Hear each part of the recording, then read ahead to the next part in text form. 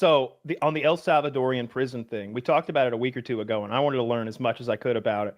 And it turns out that they do just house people there for forever on no charges, just forever. When they go in, they decided that group of people were bad people, and now they're going to keep them there forever. They don't see their families.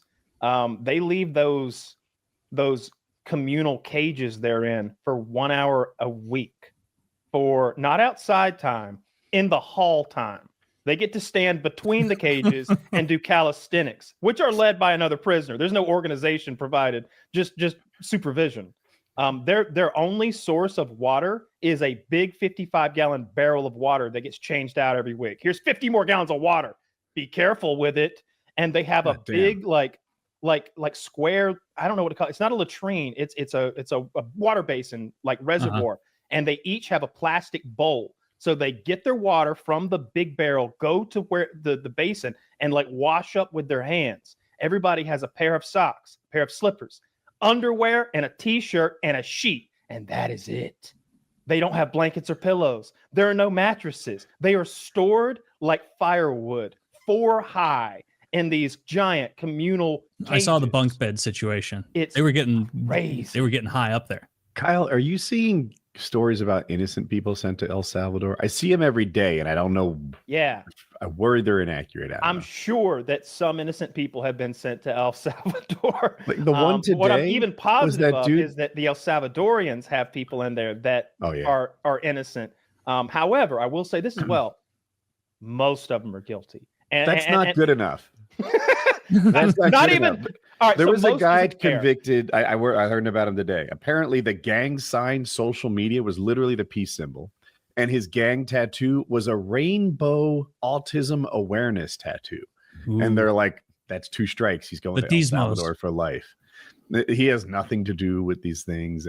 Oh, and as he was like speaking to ICE, he's like, "This is an autism awareness tattoo," and they're like, "Yeah, we know you're not going to El Salvador. You're not, but we have to take you in, but you're not going to be treated like the rest of these people."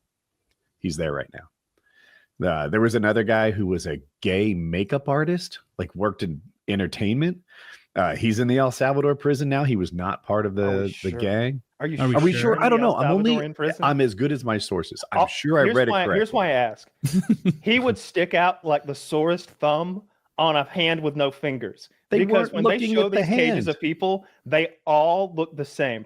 First of all, they shave their faces and heads every week entirely, like forcibly.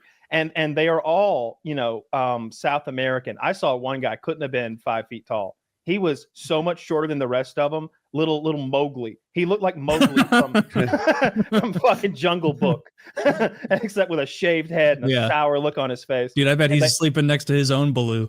They start explaining what all their tattoos mean, because I didn't see one who was not tatted up, and I mean tatted full body and face. I didn't see one, and they'll have like devil horn. So this guy is gonna pop. Okay, if he's in there, you're gonna notice. Dude, what's that dangerous snake tattoo? Oh, what is that dangerous snake tattoo? I don't know about this guy. They covered that up by the Chiron because it says MS-13 on it. They didn't even know some of these guys' name. Like, that's the level of due process they got before sentenced to life in an El Salvador prison. I get it's a comedy comedy. We should know right from wrong.